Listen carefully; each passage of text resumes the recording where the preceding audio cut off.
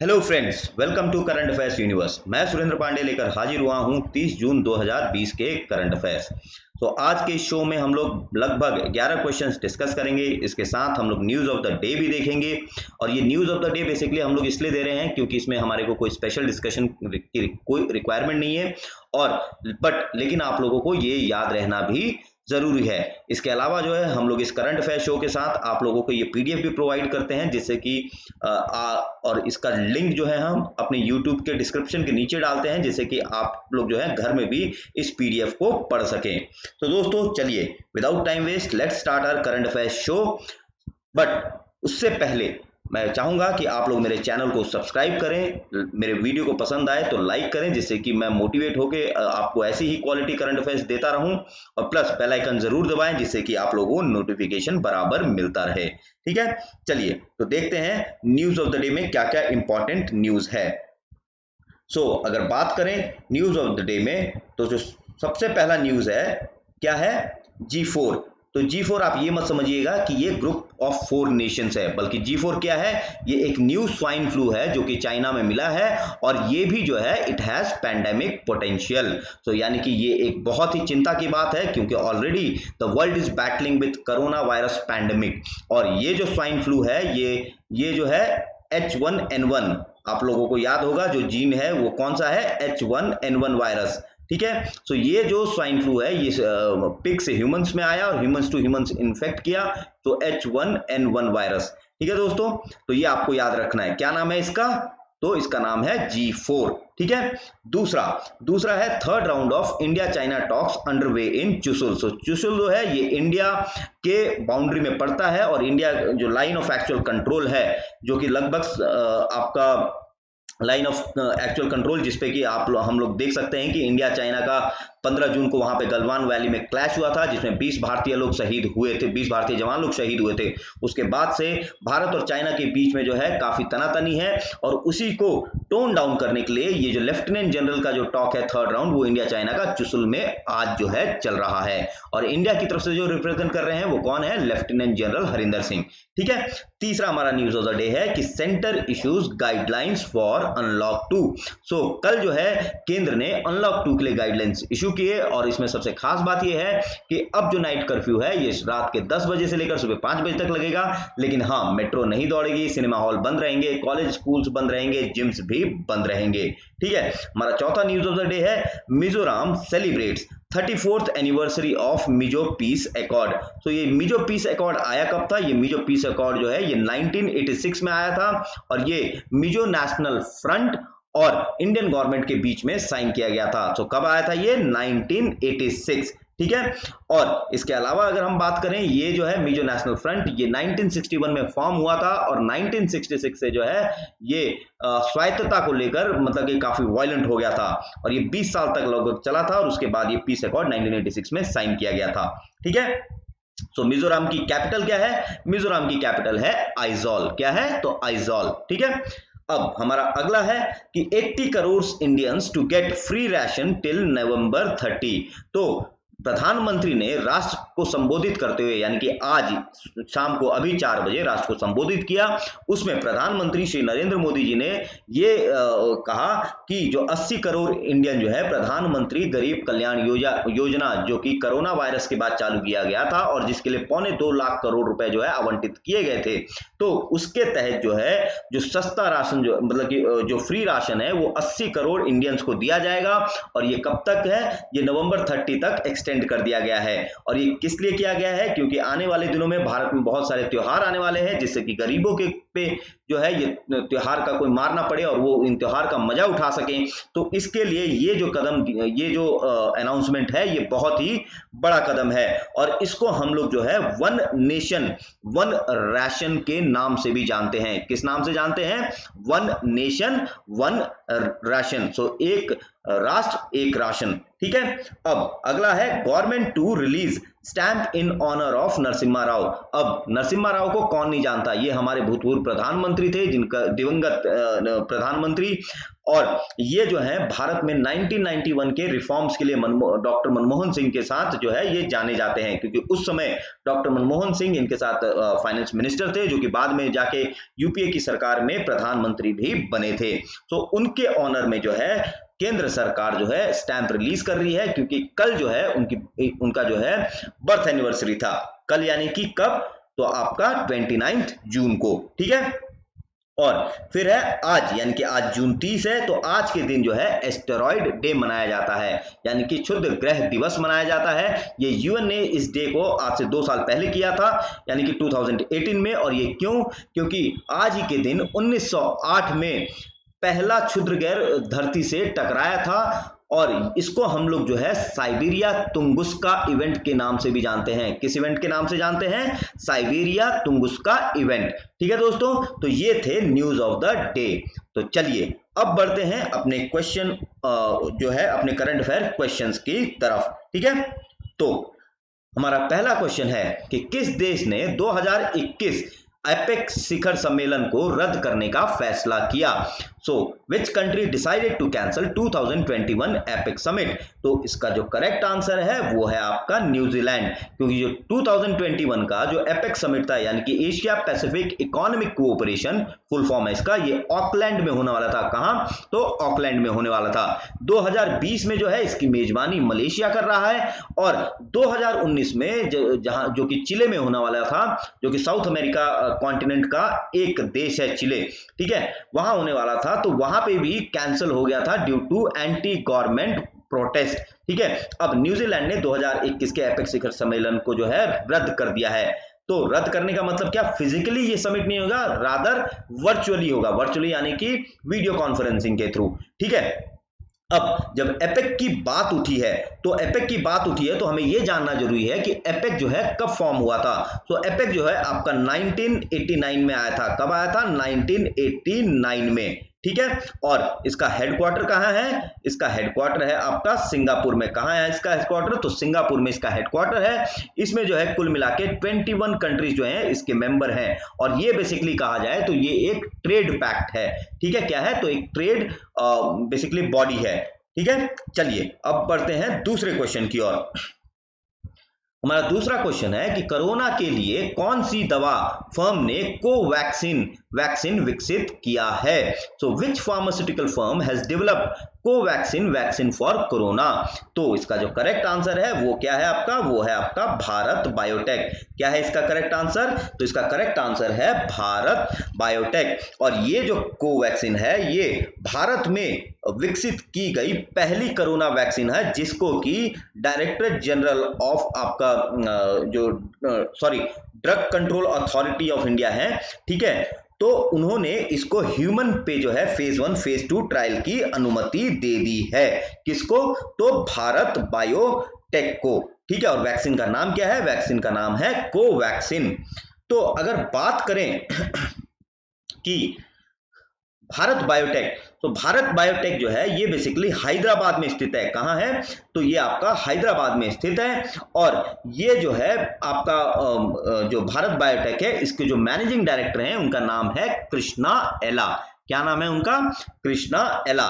और यहाँ पे बाकी जो मैंने संस्थान दिए हैं ये भी जो है कोरोना वैक्सीन की खोज में लगे हुए हैं, और ये इसलिए यहाँ पे हम लोग जो है इनकी स्थापना और इनके मैनेजिंग डायरेक्टर और हेडक्वार्टर के बारे में थोड़ा सा जान लेते हैं। जो सीरम संस्थान है ये ऑक्सफोर्ड यूनिवर्सिटी के साथ मिलके जो है ये वैक्सीन डेवलप कर रही है, और ये सीरम संस्थान जो है सबसे अग्रणीय है वैक्सीन डेवलप करने के मामले में। So it is at the forefront in developing the vaccine. और ये कब आया था? ये आपका 1966 में सीरम इंस्टीट्यूट आया था, और ये जो है पुणे में बेस्ड है। और इसके जो मैनेजिंग डायरेक्टर हैं वो कौन है? साइरस पूनावाला। बी जो है आपका बायोकॉन। सो बायोकॉन जो है ये आपका 1978 में इसकी स्थापना हुई थी। इसकी जो फाउंडर है वो है किरण मजूमदार शॉ और ये बैंगलोर में स्थित है इसका हेडक्वार्टर। और एट प्रेजेंट जो सीईओ है वो है अरुण सुरेश चंदावरकर। ठीक है, अब बात करें पेनिसिया बायोटेक की, तो पेनिसिया बायोटेक जो है ये 1984 में इसकी जो स्थापना की गई थी न्यू दिल्ली में, और इसके मैनेजिंग डायरेक्टर हैं रविंद्र जैन। ठीक है, तो दोस्तों यदि आप लोगों को मतलब कि अभी क्लियर नहीं हुआ है तो आप लोग बाद में भी मेरा वीडियो देख सकते हैं रिकॉर्डेड, तो आपको जो है मैंने जो यहाँ पे बताए हैं ऑप्शंस को जो एक्सप्लेन किया है वो आपको समझ में आ जाएगा। ठीक है, चलिए तीसरे क्वेश्चन की ओर।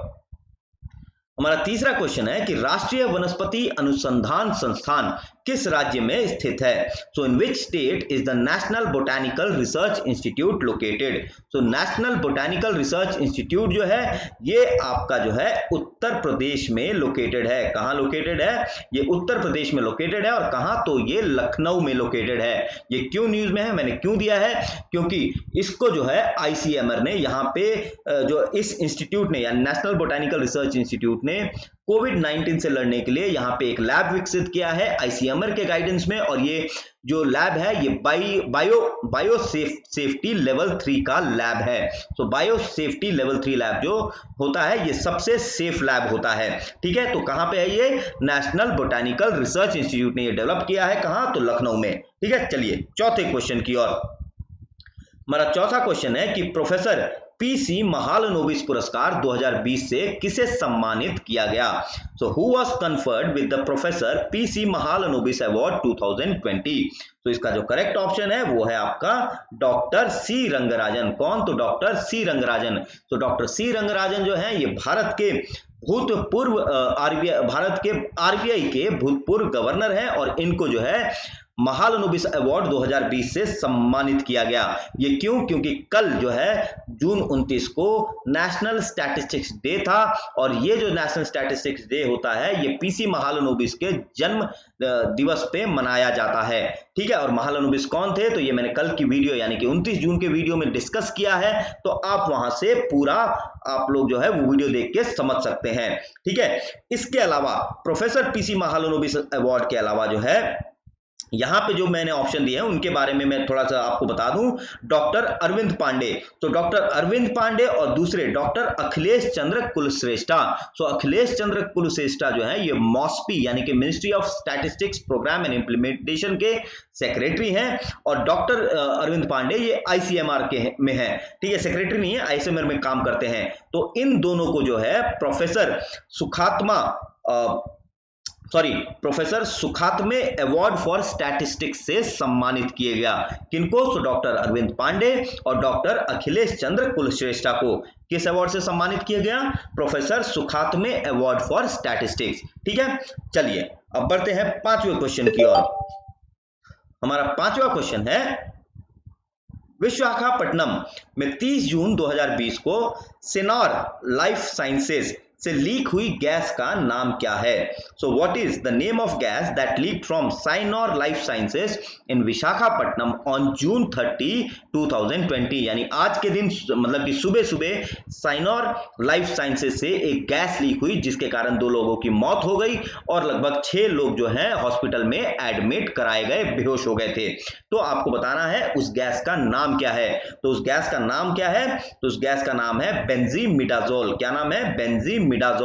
ठीक है, और आपको यहाँ पे ये भी बता दूं, मैंने यहाँ पे जो नाम दिया है ये सारे के सारे जो हैं ये पॉइजनस गैस है। लेकिन यहाँ पे जो ऑप्शन बी है यानी कि स्टाइरिन, तो स्टाइरिन जो है ये भी एक गैस है जो कि विशाखापट्टनम में ही आपका लीक हुआ था। कब? मई 7 को। कब? तो मई 7 को जो है ये गैस लीक हुआ था। ठीक है, और इससे भी जो है काफी प्रॉब्लम हुई थी। ठीक है ना दोस्तों, तो चलिए अब बढ़ते हैं अपने छठे क्वेश्चन की ओर। तो दोस्तों छठे क्वेश्चन पे बढ़ने से पहले मैं आप लोगों से चाहूंगा कि आप लोग कमेंट बॉक्स में मुझे जरूर बताएं कि आप लोगों को मेरे वीडियो में क्या इंप्रूवमेंट चाहिए जिससे कि मैं आप लोगों को और इंप्रूव्ड वीडियो और क्वालिटी करंट अफेयर्स दे सकूं। ठीक है दोस्तों, चलिए अब बढ़ते हैं छठे क्वेश्चन की ओर। हमारा छठा क्वेश्चन है कि किस राज्य में शिव भोजन थाली लागू किया जा रहा है? तो इन विच स्टेट शिव भोजन थाली इज बीइंग इंप्लीमेंटेड? तो इसका करेक्ट ऑप्शन है आपका सी, महाराष्ट्र। तो कहां पे, तो ये महाराष्ट्र में लागू किया जा रहा है। शिव मतलब शिवसेना है ना, तो शिव भोजन थाली, तो ऐसे आप याद रख सकते हैं क्योंकि महाराष्ट्र में शिवसेना की सरकार है। तो शिव भोजन थाली के तहत क्या है कि 10 रुपए में आपको खाने की प्लेट दी जाती थी, जो कि पिछले साल 26 जनवरी को चालू की गई थी, और इसके अंतर्गत अब तक 1 करोड़ लोगों को खाना खिलाया जा चुका है। और अब जो है इसकी जो दर है, थाली की जो दर है, उसको घटाकर 5 रुपए पर प्लेट कर दिया गया है। तो पहले कितनी थी, 10 रुपए पर प्लेट, और अब कितना हो गया, 5 रुपए पर प्लेट। दोस्तों यहां पे जो मैंने जो है स्टेट्स जो है आप लोगों को पूछा है, तो मैं आप लोगों को जितने भी स्टेट्स मैंने आज की वीडियो में पूछे हैं, तो उनके जो मुख्यमंत्री हैं, गवर्नर हैं, उनके बारे में मैं हाईलाइट कर देता हूं। तो दिल्ली के जो मुख्यमंत्री हैं वो है अरविंद केजरीवाल। गवर्नर कौन है, तो गवर्नर हैं आपके लेफ्टिनेंट गवर्नर अनिल बैजल। और अगर तमिलनाडु की बात करें तो उनके मुख्यमंत्री हैं के पलानीस्वामी, और गवर्नर है बनवारी लाल पुरोहित। और महाराष्ट्र की अगर बात करें तो उद्धव ठाकरे मुख्यमंत्री हैं, और जो है कोश्यारी जो है भगत सिंह कोश्यारी, ये यहाँ के गवर्नर हैं। और अगर उड़ीसा की बात करें तो उड़ीसा के जो गवर्नर हैं वो हैं प्रोफेसर गणेशी लाल, और जो मुख्यमंत्री हैं वो हैं नवीन पटनायक। तो मैंने पीछे यानी 5वें क्वेश्चन में भी स्टेट्स मैंने अगले क्वेश्चन में भी स्टेट्स पूछा है, तो उनका भी जो है, उनके भी मुख्यमंत्री और गवर्नर के बारे में मैं आपको बताऊंगा। ठीक है, तो चलिए बढ़ते हैं 7वें क्वेश्चन की ओर। दोस्तों आगे बढ़ने से पहले मैं आप लोगों से एक दरख्वास्त करूंगा कि मेरा जो एक फेसबुक पेज भी है जो कि करंट अफेयर्स यूनिवर्स के नाम से है, तो आप लोग जो है मेरे फेसबुक पेज को भी फॉलो कर सकते हैं, क्योंकि हम वहां पे भी अपना ये वीडियो डालते हैं। प्लस वहां पे हम अभी 3 सीरीज चला रहे हैं, do you know series, icon concept, जिसमें कि हम इकोनॉमी के कुछ कॉन्सेप्ट डिस्कस करते हैं, और plus top news of the day, ये जो है हम 3 जो है फोटो के रूप में आप लोगों से शेयर करते हैं, जिसे आप जो है जाकर देख सकते हैं, पढ़ सकते हैं, और मेरे फेसबुक पेज को आप लोग लाइक भी कर सकते हैं। प्लस मैं इंस्टाग्राम पे भी हूं, आप लोग इंस्टाग्राम पे भी मेरे पेज को जो है फॉलो कर सकते हैं, करंट अफेयर्स यूनिवर्स के नाम से ही है। ठीक है, तो अब बढ़ते हैं 7वें क्वेश्चन की ओर। हमारा 7वां क्वेश्चन है कि विश्व बैंक ने किस राज्य सरकार के साथ किफायती आवास के लिए एक समझौते पर हस्ताक्षर किए? So with which state government did the World Bank signed an agreement for affordable housing? So इसमें जो करेक्ट ऑप्शन है वो है आपका कौन, तो सी तमिलनाडु। कौन है, तो सी तमिलनाडु। ठीक है, तो मैंने जैसा कहा था कि 7वें क्वेश्चन में भी स्टेट्स हैं, वहां पे हम बाकी गवर्नर और मुख्यमंत्री देखेंगे। तो उड़ीसा हम लोग डिस्कस कर चुके हैं। अब पश्चिम बंगाल की बात करें तो पश्चिम बंगाल की जो मुख्यमंत्री हैं वो हैं श्रीमती ममता बनर्जी, और यहाँ के गवर्नर जो हैं वो हैं जगदीप धनखड़।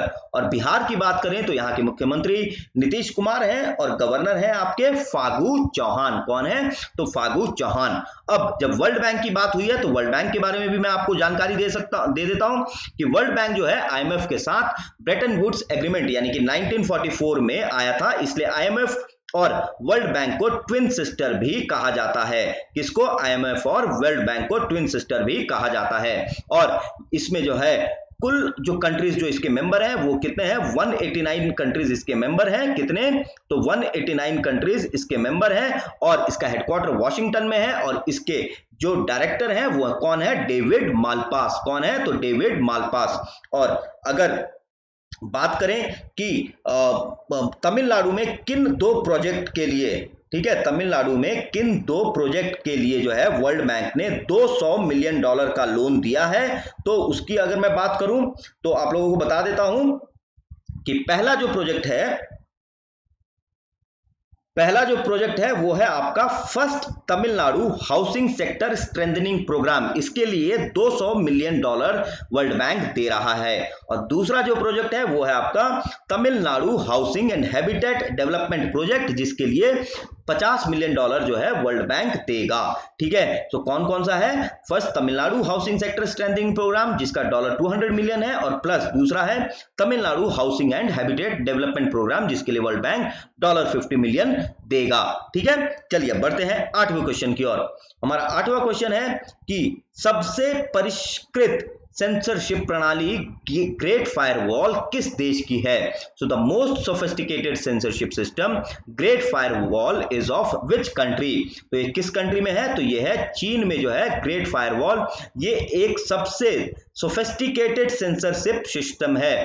तो यहाँ पे जो भी मतलब कि न्यूज मीडिया है उसको बहुत ही स्ट्रांगली यहाँ पे सेंसर किया जाता है। जो भी चाइनीज कम्युनिस्ट पार्टी के खिलाफ बोलता है या चाइना गवर्नमेंट के खिलाफ बोलता है उसे सेंसर कर दिया जाता है। यहां तक कि मैं आपको कहूं कि ये जो ग्रेट फायरवॉल है ये वीपीएन यानी कि वर्चुअल प्राइवेट नेटवर्क को भी सेंसर कर देता है। तो वर्चुअल प्राइवेट नेटवर्क मतलब कि पब्लिक नेटवर्क के थ्रू प्राइवेटली एक्सेस करना, इससे आपकी आइडेंटिटी नहीं पता लगती है, लेकिन इसको भी ये जो ग्रेट फायरवॉल है सेंसर कर देता है। और ये मैंने क्यों पूछा है? क्योंकि हमने कल देखा कि इंडियन गवर्नमेंट ने 59 चाइनीज ऐप जिसमें टिकटॉक भी है उसको जो है उस पर बैन लगाया, लेकिन इससे पहले ही चाइना में जो इंडियन मीडिया न्यूज़पेपर्स और वेबसाइट्स है उन पे बैन लगा दिया है या सेंसर लगा दिया है। ठीक है, तो इसलिए मैंने ये आप लोगों से क्वेश्चन पूछा था। तो क्या? Great firewall the most sophisticated censorship system in the world. ठीक है, चलिए अब 9वें क्वेश्चन की ओर बढ़ते हैं। हमारा 9वां क्वेश्चन है कि भारत का पहला प्लाज्मा बैंक कहां स्थित है? मैंने क्या पूछा? भारत का पहला प्लाज्मा बैंक कहां स्थित है? तो where will be India's first plasma bank located? तो जी हाँ, आप लोग यहाँ पे जरूर कंफ्यूज हुए होंगे। सबको पता है कि ये दिल्ली में जो है कल केजरीवाल सरकार ने दिल्ली में इस प्लाज्मा बैंक की स्थापना की, और ये जो प्लाज्मा बैंक है इसमें प्लाज्मा कलेक्ट किया जाएगा और कोविड-19 पेशेंट्स को जो है ट्रीट किया जाएगा। जैसा कि हमने कुछ दिन पहले देखा कि दिल्ली के जो स्वास्थ्य मंत्री सत्येंद्र जैन है वो कोरोना से काफी सीरियस थे, तो उनको प्लाज्मा थेरेपी से ही ठीक किया गया। तो आपको बताना है कि ये किस इंस्टीट्यूट में स्थापित किया जा रहा है? दिल्ली में तो है, लेकिन कहां? तो इसका जो करेक्ट आंसर है वो है आपका ए, लिवर और पित्त विज्ञान संस्थान। कहां? तो institute of liver and biliary sciences. ठीक है, यहां ये स्थापित किया जाएगा प्लाज्मा बैंक। चलिए अब 10वें क्वेश्चन की ओर बढ़ते हैं। हमारा 10वां क्वेश्चन है कि भारत के महान्यायवादी के रूप में किसे नियुक्त किया गया है? So who has been appointed as attorney general of India? So correct option क्या है? तो आपका करेक्ट ऑप्शन के वेणुगोपाल। किसको नियुक्त किया गया है? के वेणुगोपाल को। सो नियुक्त इन द सेंस की इनको रीअपॉइंट किया गया है। इनको प्रणब मुखर्जी के टाइम पे, जब प्रणब मुखर्जी राष्ट्रपति थे, तो इनको नियुक्त किया गया था, और ये भारत के 15वें महान्यायवादी हैं। So he is the 15th attorney general of India. और जो सबसे पहले महान्यायवादी यानी कि first attorney general of India है, ये कौन थे? ये MC सेतलवाद थे। ठीक है, इसके अलावा मैं आपको यहाँ पे एक इंपॉर्टेंट चीज हाईलाइट करूंगा कि अटॉर्नी जनरल जो है ये कॉन्स्टिट्यूशनल पोस्ट है, जो कि आर्टिकल 17 यानी कि अनुच्छेद 76 में संविधान के अंदर दिया गया है, और इसके अंतर्गत ही is the first lawyer of government, यानी कि केंद्र सरकार के ये पहले लॉयर हैं, फर्स्ट लॉयर हैं। ठीक है, जो कि कहीं भी केंद्र सरकार को रिप्रेजेंट करते हैं। इसके अलावा इनको जो है पार्लियामेंट में बैठने का राइट है, but he can not discuss on any issue. So article 76 attorney general. ठीक है, और तुषार मेहता की अगर बात करें तो तुषार मेहता को फिर से जो है सॉलिसिटर जनरल के रूप में नियुक्त किया गया है। चेतन शर्मा को जो है दिल्ली के एडिशनल सॉलिसिटर जनरल के रूप में नियुक्त किया गया है, और डॉक्टर कृष्णनंदन सिंह को जो है पटना के एडिशनल सॉलिसिटर जनरल के रूप में सॉलिसिटर जनरल के रूप में नियुक्त किया गया है। ठीक है दोस्तों, तो चलिए अब बढ़ते हैं 11वें क्वेश्चन की ओर। हमारा 11वां क्वेश्चन है कि विश्व जनसंख्या रिपोर्ट किस संयुक्त राष्ट्र एजेंसी द्वारा प्रकाशित की जाती है? So world population report is published by which UN agency? तो इसका जो करेक्ट ऑप्शन है वो है आपका संयुक्त राष्ट्र जनसंख्या कोष। तो क्या है आपका करेक्ट ऑप्शन? संयुक्त राष्ट्र जनसंख्या कोष, जो कि 1966 में आया था, और ये इसका हेडक्वार्टर कहाँ है? इसका हेडक्वार्टर है आपका न्यूयॉर्क में। कहाँ है इसका हेडक्वार्टर? न्यूयॉर्क में। ठीक है, और मैंने ये क्यों पूछा है?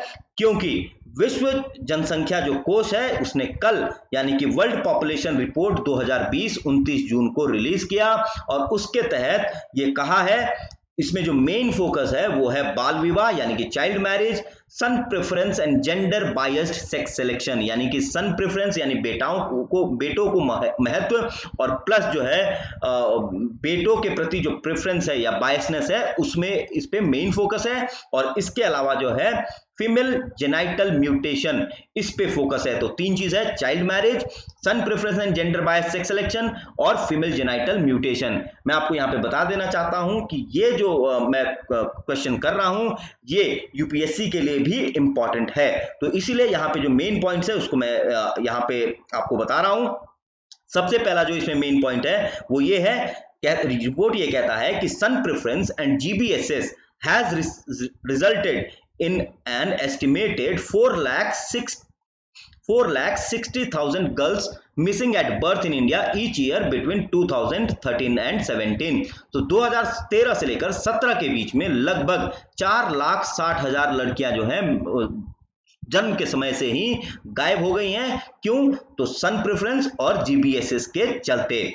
इसके अलावा जो है दो कंट्रीज यानी चाइना और इंडिया, चाइना में 50% और भारत में 40%, ये दोनों देश मिला के लगभग दुनिया के जो मिसिंग एट बर्थ गर्ल्स हैं उनमें से 90% जो है कंट्रीब्यूट करते हैं। तो टोटल मिसिंग गर्ल्स कितने हैं वर्ल्ड में? 1.2 मिलियन गर्ल्स जो है मिसिंग एट बर्थ हैं, और चाइना और इंडिया कुल मिला के 90% कंट्रीब्यूट करते हैं। तीसरा है जीबीएसएस will as per some studies lead to rise in marriage squeeze. किसमें होगा? मैरिज स्क्वीज, ये एक टर्म है, आपको याद रखना है। इसका मतलब क्या है कि where prospective grooms outnumber the bride, यानी कि दुल्हन से ज्यादा दुल्हे हो जाएंगे। So this is called marriage squeeze. और ये जो है ये कब पीक करेगा इंडिया में? ये 2055 में जो है पीक कर जाएगा।